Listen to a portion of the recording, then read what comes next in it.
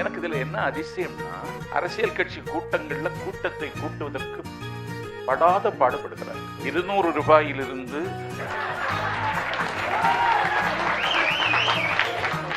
அது 300 ஆகி இப்போது 500 ஆகி வருகிறவர்கள் உட்கார்கிற நாற்காலியை போகும் பொழுது எடுத்துக்கொண்டு போகலாம் என்கிற அளவிற்கு நிலைமை மோசமாகி வருகிறது. ஆனால் தானாக வரும் கூட்டம் ஒரு காட்டாற்று வெள்ளம் போல் ஒரு தலைவனை தரிசிக்க இல்லாவிட்டால் பேச்சை கேட்க கூட்டம் வருவதை பார்த்து நான் வியந்து போனேன். பூவுக்குள் ஒளிந்திருக்கும் கனி கூட்டம் அதிசயம்.